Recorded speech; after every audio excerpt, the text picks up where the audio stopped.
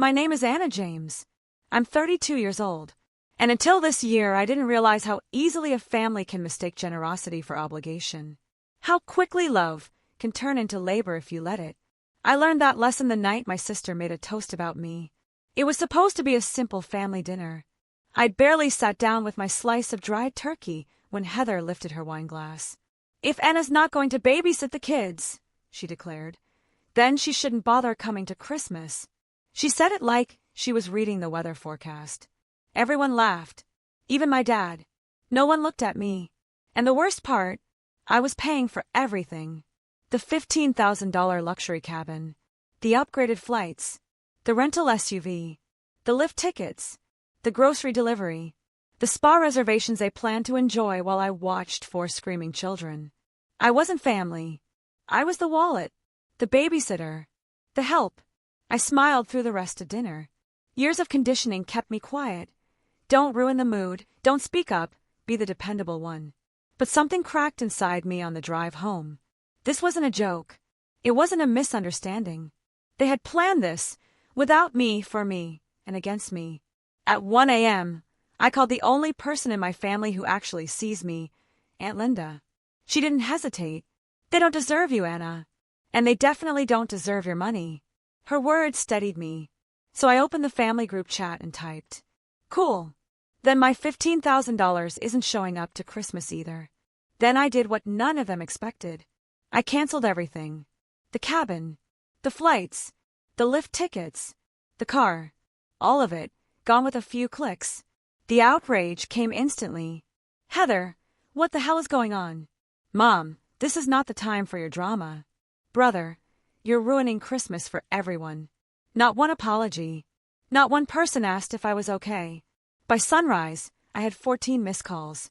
And then the final message from my mom. "Since you clearly don't want to be part of this Christmas, it's best you stay home. We'll talk in the new year." Exiled. Not because they were hurt, but because I stopped being useful. Aunt Linda texted immediately. "Good. You're spending Christmas with me." And just like that, everything changed. A Christmas without obligation. Christmas morning at Aunt Linda's smelled like cinnamon rolls and pine. Not stress, not guilt, not responsibility. Her home wasn't fancy, but it felt like something I hadn't experienced in years. Peace. I woke up late, walked into the kitchen in warm socks. She slid a plate toward me. "Eat. Stress has made you your family's personal weight loss program." I laughed, truly laughed for the first time in months. But of course, the peace didn't last long. Heather texted, "Kids are asking where Auntie Anna is." Not "I'm sorry." Not "we were wrong." Just more guilt. Aunt Linda smirked. Silence is a language your family has never bothered to learn. By noon, my cousin Jen FaceTimed me, cheeks red from the cold. "The new cabin they booked is tiny," she said. "Your sister's husband is sleeping in the car. The kids are screaming. Your dad almost deep-fried the deck. And your mom called your brother's girlfriend's vegan roast a wet sock." I nearly spit out my coffee. "And Heather?" I asked. "Oh, she's blaming you for everything. Says you ambushed the family." I laughed. Ambush. Makes me sound powerful. But under the humor was truth. They didn't miss me. They missed the convenience of me. The envelope that broke everything open. That night, Linda sat by the fire sealing a large envelope. "What's that?" I asked. "A gift for your sister," she said. Inside was a spreadsheet, 5 years of expenses, itemized and color-coded. Trips, groceries, emergencies, repairs, vacations, every Christmas, every birthday, every bailout. Total, $147,000. "You sent me the receipts," she said. "I just organized the truth."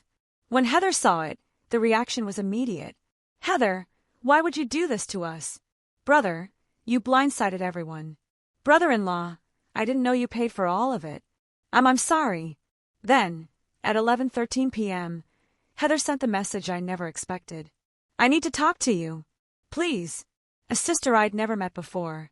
Heather showed up alone. No kids. No drama. Just trembling shoulders and eyes that looked worn out and human. She stood in my aunt's living room like she didn't recognize herself. "I didn't know," she whispered.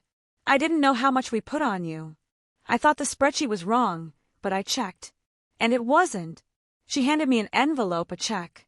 Not for the whole amount, but enough to show she was serious. "I'll keep paying you back," she said. "I'm done pretending." I didn't take it. I set it on the coffee table like a boundary. "I wasn't angry because you leaned on me," I said quietly. "I was angry because none of you ever asked if I wanted to be leaned on."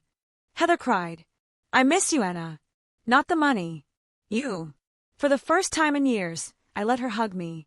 Not because the past was fixed, but because the cycle finally broke. The parents who finally showed up. The next day, my parents arrived. No cheerful masks. No fake holiday smiles. Just two people who finally understood something was wrong. My mom swallowed hard. "Anna, we're sorry." My father's voice cracked. "We should have noticed. We should have asked questions. We let you carry everything." I let their words sit in the air, the truth heavy but healing. "Being responsible doesn't mean I exist to carry everyone," I said.